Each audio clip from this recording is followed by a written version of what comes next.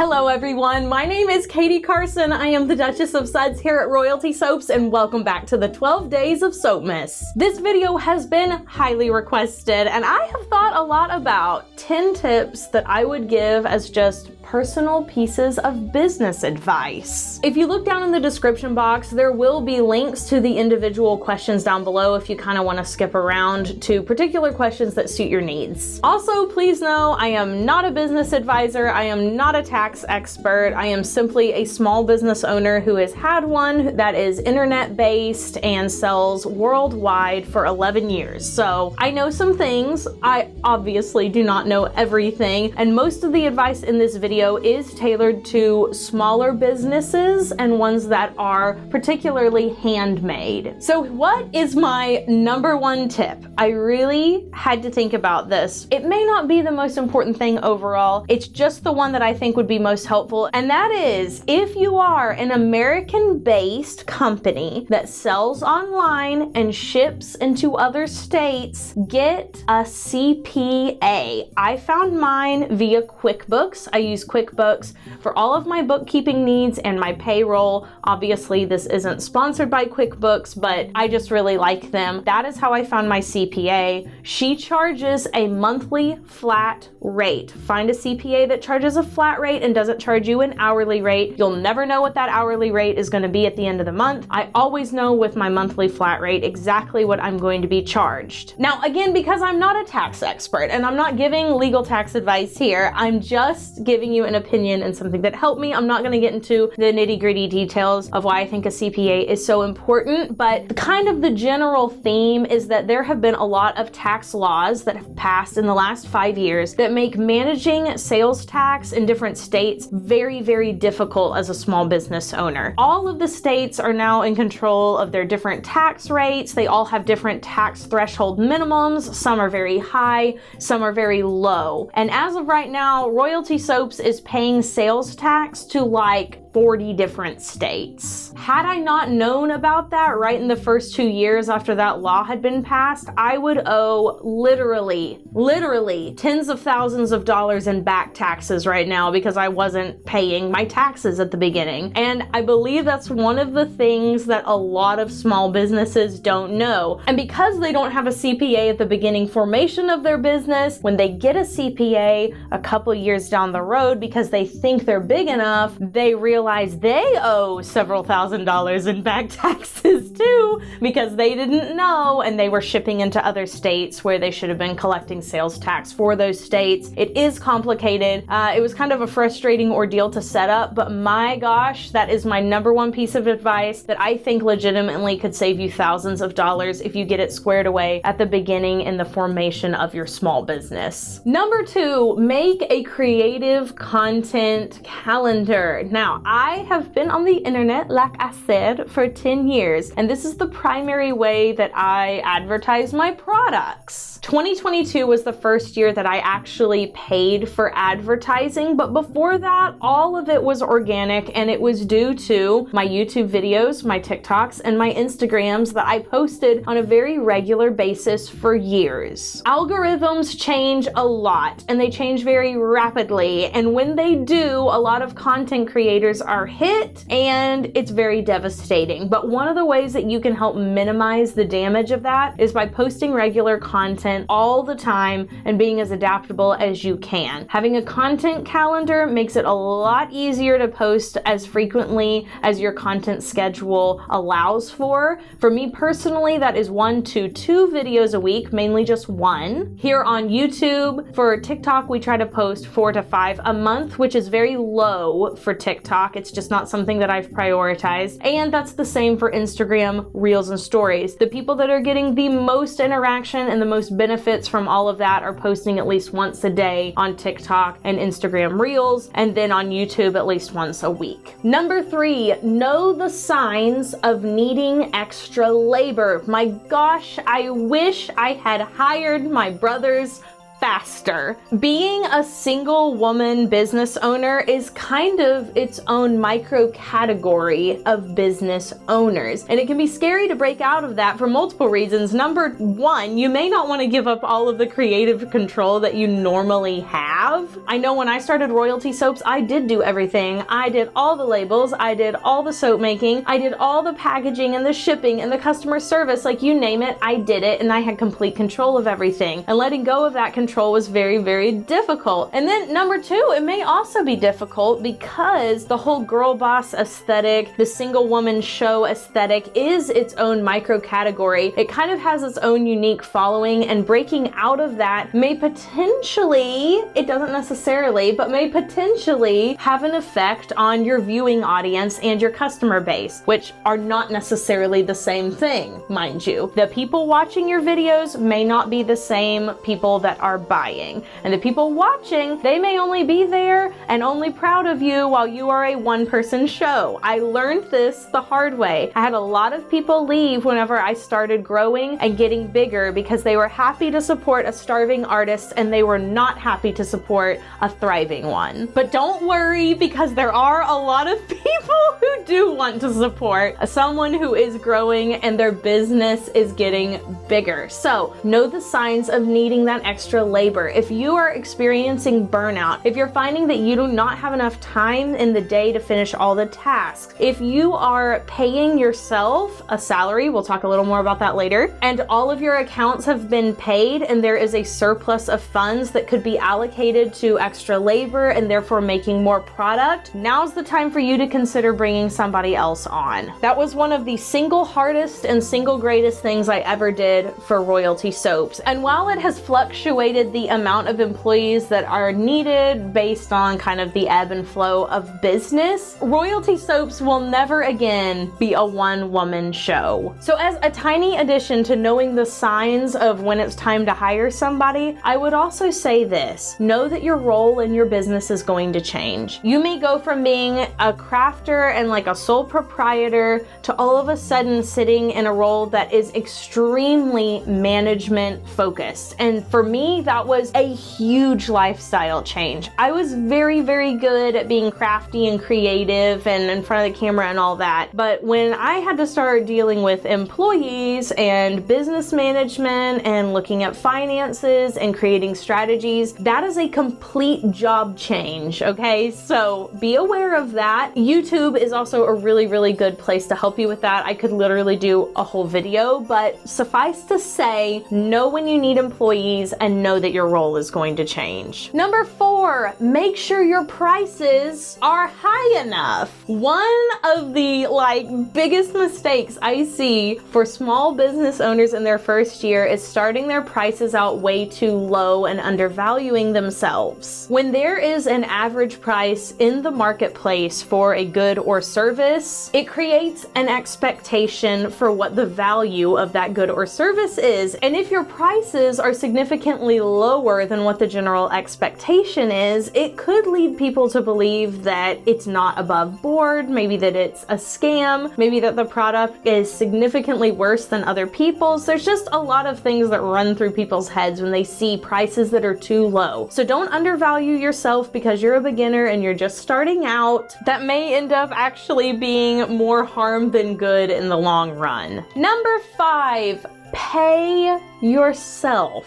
Okay? Now, if you're starting out as a side hustle, which is kind of my bonus tip for the video, and we'll talk about it a bit later on, then this might be a little more confusing. But if you are going full in, you're starting your small business and you do not have another job, set up 2 different accounts. You need to get a DBA. You can go down to your bank, open up a different account for your business, and pay yourself out of that account. Royalty Soaps operates as an LLC, filing as an S-Corp. So I pay myself and my employees' payroll out of my business account, even though I technically own all of the accounts. I personally think that a salary is the easiest way to go, just because, come on, you and I both know that as business owners, are you ever really done working? Like, having a 9-to-5 is not always the most feasible nor the most realistic thing for a small business owner. Your brain is working all the time. Just give yourself a salary, even if it's a very small one. fun. But having your personal funds separate from your business funds is something that I think is just really good and healthy, and also much easier to track for bookkeeping purposes. Number 6, invest in your business. This was something else that I really struggled with, and I really wish I had hopped on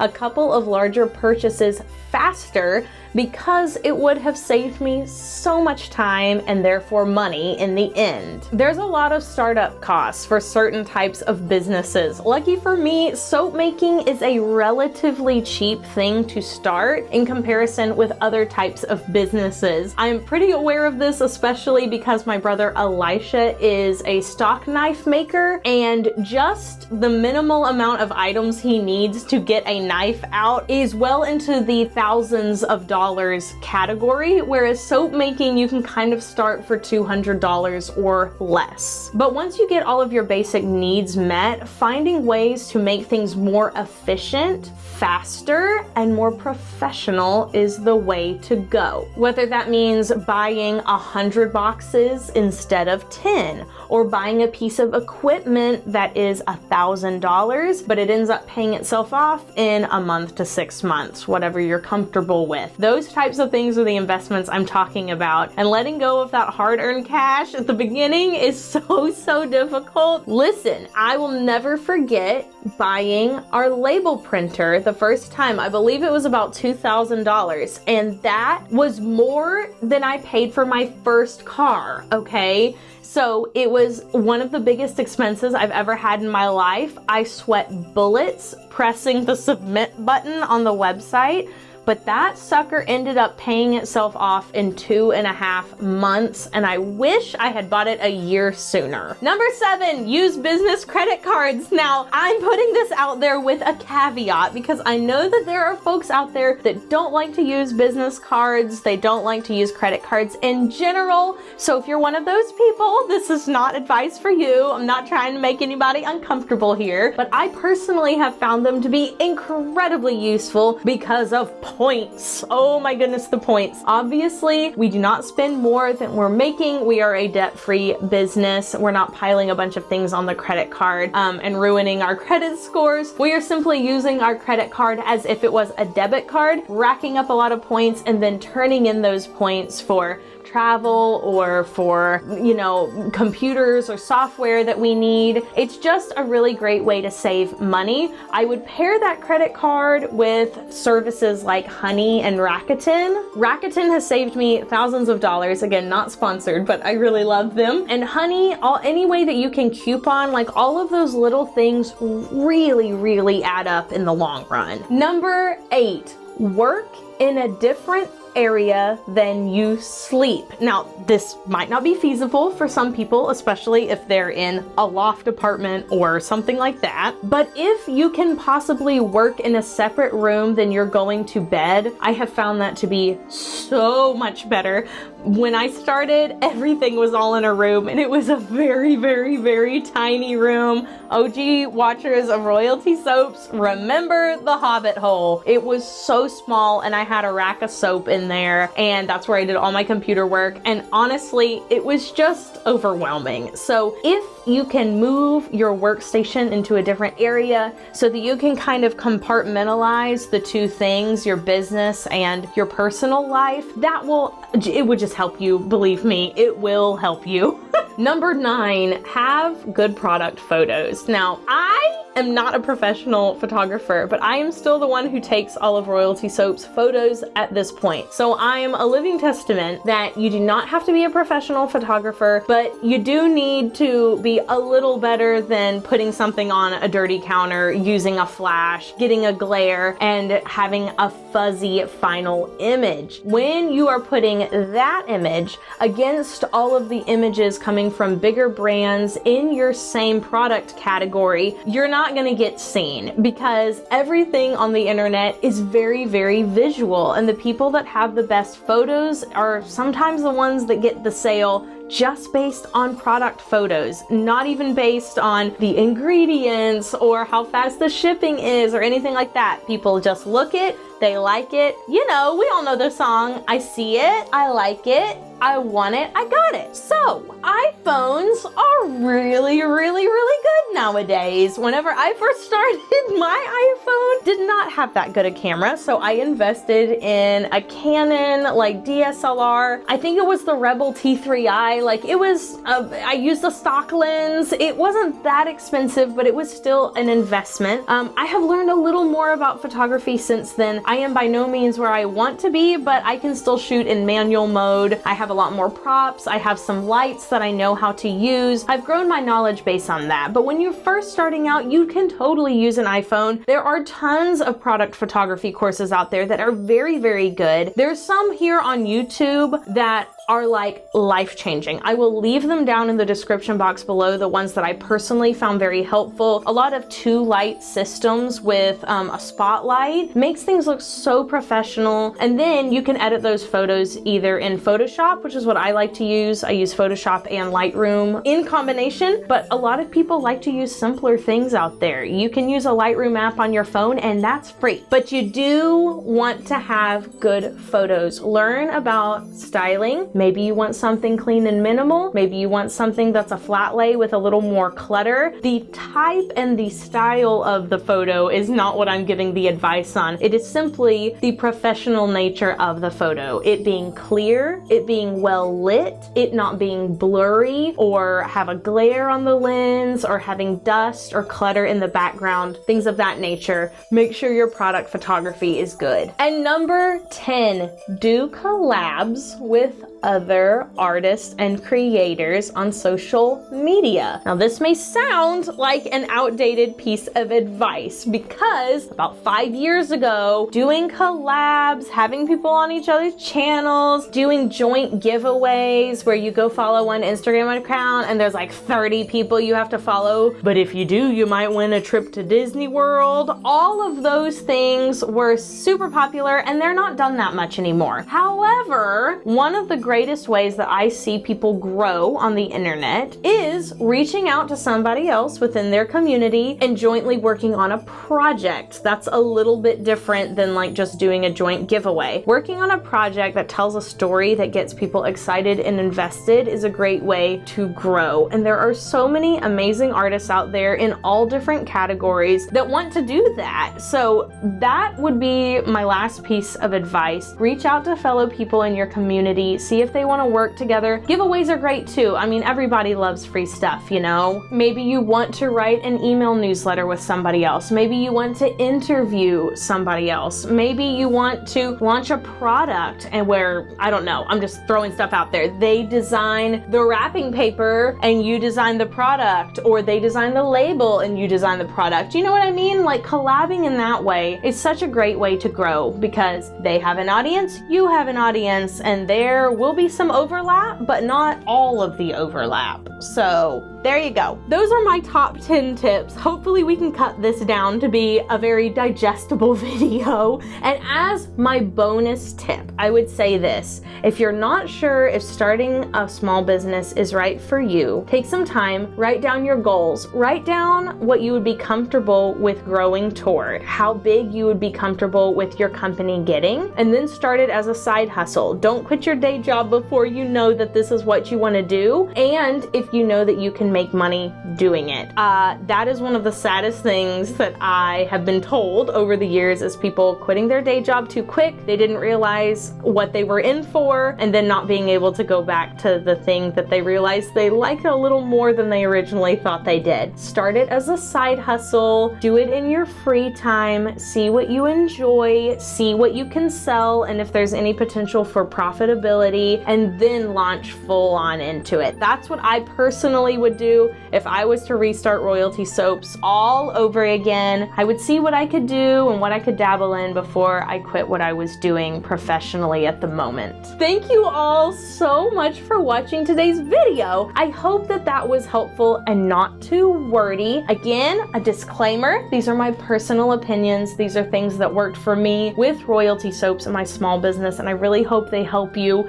Be sure you do something fun for yourself today, like going out there and investing in yourself, getting something that is going to help you learn and grow. But you know I don't really care what you do. Just do something for you, and I will see you all in the next SOAPMAS video. So until then, bye for now.